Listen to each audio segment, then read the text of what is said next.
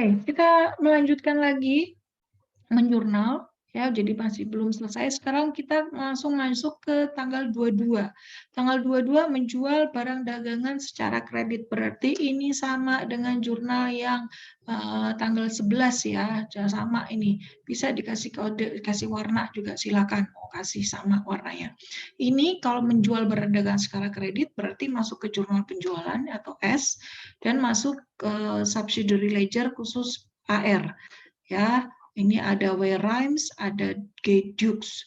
Oke, masuk W-Rhymes sama G-Dux ini. Begitu juga tadi ke AR-nya. W-Rhymes, ini tanggal 22 ya. Oke, jadi berarti ambil angkanya dari F9. Dan terus habis itu ke totalnya jadi tinggal E33 tambah C34 dikurangi D34. Terus sama G-Dux. Oke, ini tanggal 800. Jadi saldonya sekarang 4.500. Lanjut. WRM sama G-Dux. Ya, kalau sudah diposting berarti kalau gitu dikasih tanda centang di sini. Jangan lupa nomor fakturnya ditulis ya. Oke, terus lanjut.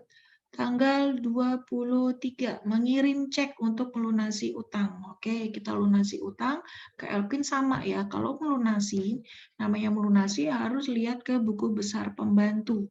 Buku besar pembantunya ini ke Elkin dan Okitson. Elkin itu tinggal berapa? Ya, tinggal berapa? Oh, 15.000. Berarti kita harus melunasi.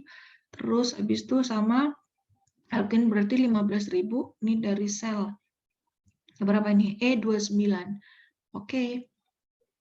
Karena tadi kita mau melunasi, berarti kita masuk ke dalam CP. Ya, masuk ke dalam CP, ini Elkin 15.000. Ya, dari ini subsidiary ledger dari E29. Ya, jadi totalnya ini sama dengan G11. Okitson juga sama. Okitson kita ambil dari subsidiary ledger ya. Okitson, saldonya berapa Okitson? Karena kita mau melunasi Okitson. Oke, lihat cari Okitson. Mana ini? Okitson. Nah, dari Okitson di sini, oh ternyata saldonya itu ada 13.700. Jadi ini dari E16. Berarti di CP, Okitson itu jadi dari E16. Ya, ini 13.700. Nah, setelah masukkan itu, angkanya ini, terus kita kreditnya kredit sama 13.700, nah, baru kita posting. Kita posting untuk Elkit sama Okitson. Tadi kan ini kan baru ngambil dari saldonya. Sekarang utang dagangnya ini kita posting. Oke, satu-satu ke Elkin. Ya, cari Elkin tadi, kita posting tadi. Di sini angkanya. Nah, dari CP1. Jadi ambil dari CP. Ya, ambil dari CP G11. Gitu. Berarti saldonya nanti 0. Begitu juga sama Okitson. Okitson juga dari CP1 berarti saldonya nanti 0. Begitu. Jadi harus imbang di sini. Ya, tadi dari CP1. Nah, kalau udah CP1, kalau udah diposting baru dikasih tanda kode centang. Lanjut, yang berikutnya, tanggal 28, membayar perlengkapan kantor. Ini berarti sama seperti tadi ya, ada jurnal yang tadi membayar perlengkapan kantor tadi, sama dengan yang tadi ada kok yang pembayar perlengkapan. Ada di atas tadi ya, perlengkapan ini tanggal 17 sama ya, berarti jurnalnya juga sama. Kalau membayar perlengkapan kantor, berarti ini tanggal 28, ini mempengaruhi pembayaran kas. Ya, berarti CP. Ya, jadi oke, CP ini perlengkapan ya, ini 200 di situ. Nah, ini jangan lupa perlengkapan ini Anda posting ke General Ledger ke 125. Posting perlengkapan. Mana ini jurnal? Nah, ini ya. Oke, masukkan di sini 200. Jadi saldonya tinggal 1.600. Dah, lanjut. Habis itu total penjualan. Total penjualan tadi kan ini juga penerimaan kas. Jadi masukkan ke CR ya untuk tanggal 31 ini. Masukkan ke CR tanggal 31 22 980. Ini jadi sama dengan E12. Gitu. Oke. Terus yang terakhir membayar gaji bagian penjualan dan gaji kantor. Berarti pengeluaran kas. CP, masuk ke CP. Oke, biaya gaji penjualan sama biaya gaji kantor. Nah, ini CP, ini berarti kasnya sama dengan ini F14, ini juga sama dengan F15. Yang di sini manual kalau yang di akun-akun lain ini. Nah, ini masuk ke 727 dan 728. Kita posting ke General Ledger. 727 dan 728. Ini rekening baru. Karena tadi di saldo yang di awal tidak ada nama rekening biaya gaji kantor dan biaya gaji penjualan. Jadi biaya gaji penjualan saya kasih kode 727, biaya gaji kantor saya kasih kode 728. Masukkan CP1 4.300, ini ambil dari CP 14 ya kan. Terus biaya gaji kantor saya masukkan dari CP F15. Begitu ya. Saldonya ya tinggal debit dikurangi dengan kredit untuk CP1. Oke. Selanjutnya ada informasi tambahan untuk jurnal penyesuaian. Tapi sebelum itu kita totalkan dulu. Karena sudah selesai, kita totalkan untuk jurnal khusus. Untuk jurnal S, Anda totalkan. Totalnya 22.300. Ya kan? Ini nanti akan mempengaruhi ya, ini akan mempengaruhi General Ledger, buku besar umum. Ya, Anda posting ke piutang dagang debit, ya kreditnya pendapatan penjualan. Ini harus Anda masukkan di sini. Jadi piutang dagang 112. Kita lihat ya, piutang dagang terhadap pendapatan penjualan sebesar ini 22.300. Piutang dagang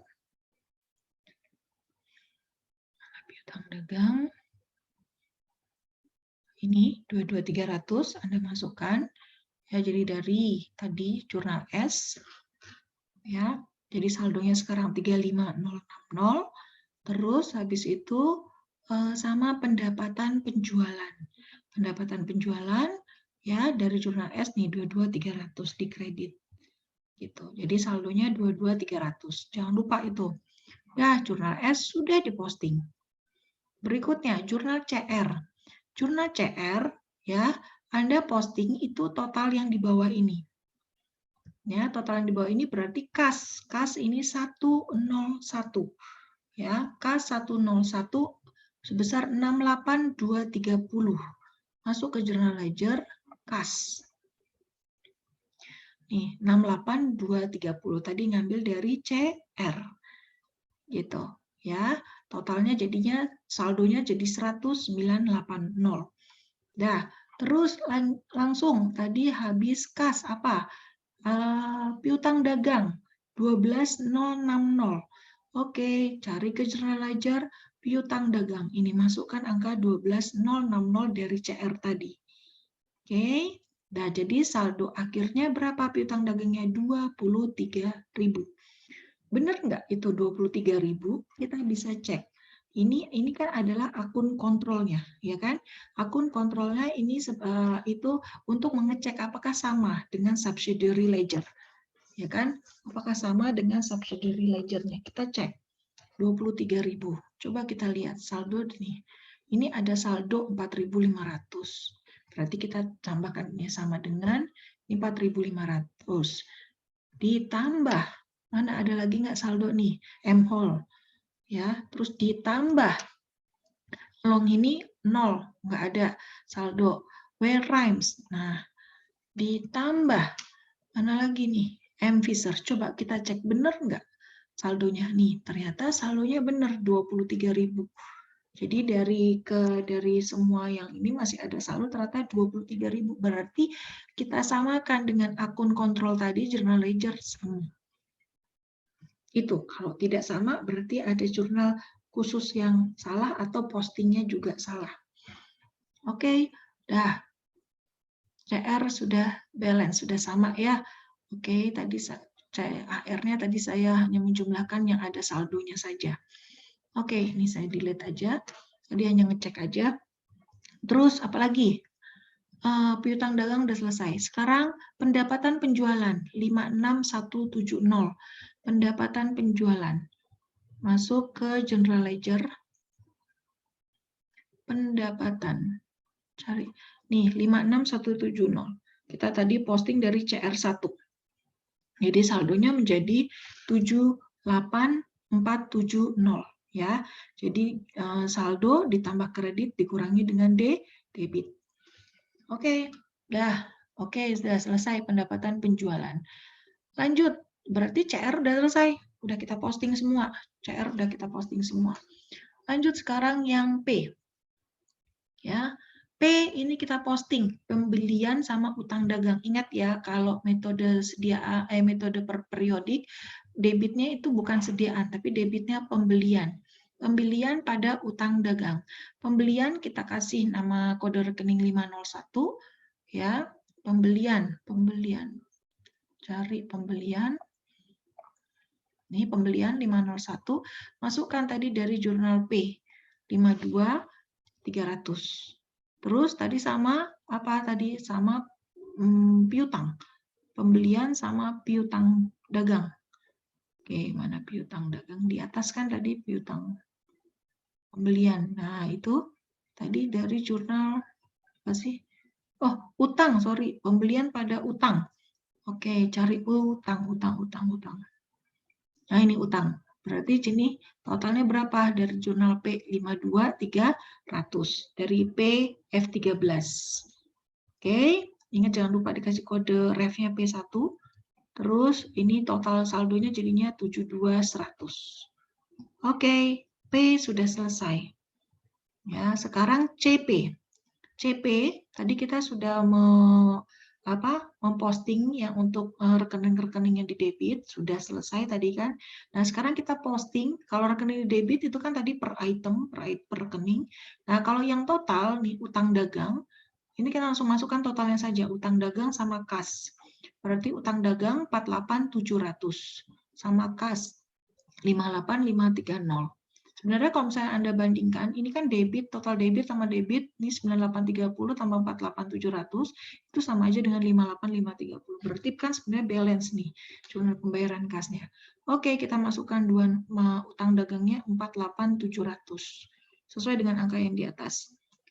Utang dagang nih 48700. Jadi saldo akhirnya 23400. Ya. Terus habis itu kita lihat terakhir 58530 satu dari untuk kas 58530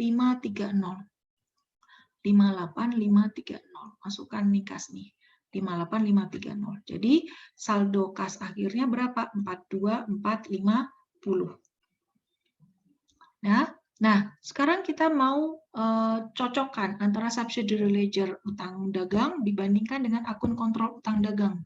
Ya, kita lihat di sini subsidiary ledger-nya berapa sih saldo dari subsidiary ledger? Dilihat dari saldo-saldo akhirnya.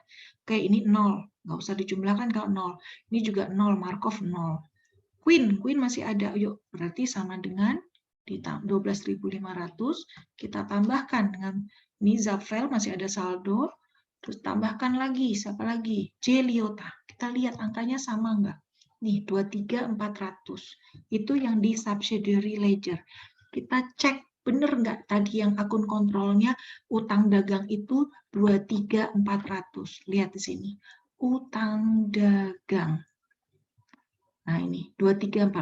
Berarti balance, sama. Kalau sudah sama, bagus jadinya. Ya, jadi antara akun kontrol utang dagang sama subsidiary ledger AP itu sama 23.400. Oke. Good. Ya, lanjut. Setelah udah selesai semuanya, S, CR, P, CP, tadi J1 kan sudah kita posting tadi ya. Setelah itu baru kita akan menyusun, ya udah kita posting semua, ya kita akan menyusun raca saldo.